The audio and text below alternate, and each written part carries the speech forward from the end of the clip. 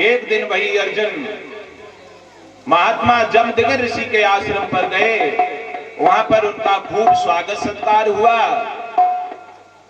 जमदग्नि ऋषि के पास कामधेनु गाय थी जो इंद्र ने दी थी परशुराम को।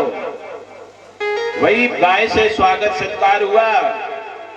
ऋषि ने कहा, बहुत दिन बाद आए हो आप। खूब स्वागत किया, खूब खवाया पियाया। फिर शस्त्रावायु अर्जुन ने कहा, हे महामुनि, ये गाय आप मुझे दे दो, आपके काम की नहीं है।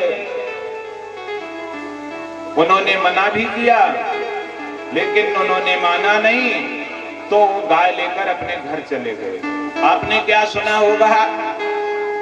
आपने ये सुना होगा कि जमदग्नि ऋषि का सिर काट दिया। गाय नहीं दी तो अर्जुन ने जमदग्नि ऋषि का सिर काट दिया। ये सब गलत है, कैसेट में सब गलत है। कितना भी बड़ा कोई कथावाचक कैसेट में गा चुका हो, लेकिन गलत है, ऐसा कहीं लिखा नहीं है।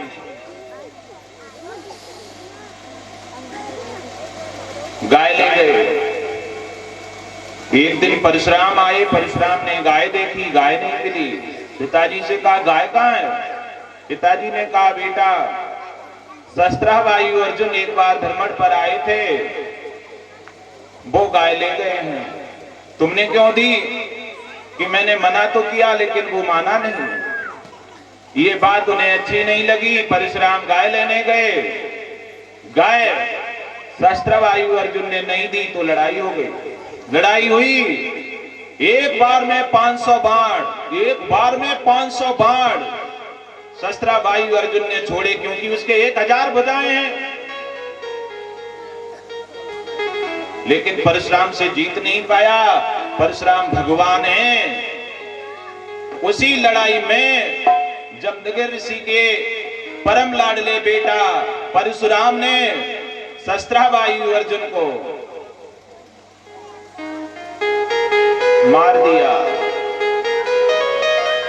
शस्त्रावायु अर्जुन को मारा। और शस्त्रावायु अर्जुन के 10,000 बेटा, उनमें भी कोई नहीं छोड़ा। 10-20 बच गए, वो भी भाग गए। तब वो सब भाग करके कंदराओं में छिप गए। कथा के प्रेमी सज्जनों, परशुराम वहां से फिर सीधे गाय खोलकर पिता को देकर कहां चले गए? कहीं दूर नहीं गए, जनपद एटा में चले आए। जनपद एटा में कहा? परसोन। कौन कौन गया है परसोन? हाथ उठाइयो। कोई गया परसोन जल चढ़ावे? परसोन आ गए। परसोन में ही तो तपस्या की है बहुत दिन। परसोन परशुराम के नाम से पड़ा है गांव। तपोस्थली है ये परशुराम की। यहां तपस्या करने चले आए।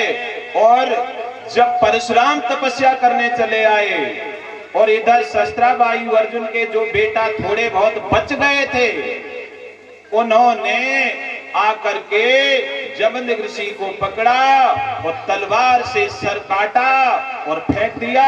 गाय को लेकर चले आए। कथा ये है, भागवत जी ये बता रही हैं 9वें स्कंद में कि जमदग्नि का सिर शस्त्रावायु अर्जुन के बेटों ने काटा। उनका बदला लेने की भावना उबल रही थी अंदर। काट करके चले गए। जब रेणुका रोई पर्वत पर, तो रेणुका के रोने की आवाज परशुराम के कान में गई। परशुराम आग की तरह चले आए और कहने लगे, माता क्यों रो रही हो? पिता का सर कटा देखा, आंखें लाल लाल हो गई कि पिताजी को किसने मारा है? तो रेणुका ने कहा, माता, जमदग्नि ऋषि का सर, तुम्हारे पिता का सर शस्त्रावायु अर्जुन के बेटों ने काटा। वो सब आए और उन्होंने आकर के इनको भी मारा, जान से मारा, और मुझके बहुत मारपीट की है। सुनो राजन परीक्षित, परशुराम ने हाथ में जल लिया और संकल्प पड़ा। कहा, सुन माता, आज मैं प्रतिज्ञा करता हूं 21 बार इस पृथ्वी पर अब मैं आतंकवादियों को नहीं छोड़ूंगा। आपने क्या सुना होगा कि 21 बार सब क्षत्रिय विहीन कर दिए हैं परशुराम ने। क्षत्रियों को तो नहीं मारा है, क्षत्रिय तो आज भी हैं, बहुत सारे क्षत्रिय हैं, अपना भी बड़ क्षत्रिय है, सब क्षत्रिय हैं। लेकिन परशुराम ने यह संकल्प किया था, मैं 21 बार पृथ्वी पर आतंकवादी क्षत्रिय हो, चाहे ब्राह्मण हो, चाहे शूद्र हो, चाहे कोई हो, 21 बार मैं पृथ्वी पर गुंडों को नहीं छोड़ूंगा, एक एक करके मारूंगा। 21 बार पृथ्वी को परशुराम भगवान ने क्षत्रियों से विहीन कर दिया। हाथ में फरसा ले करके और मूसलाधार सी बरसाई,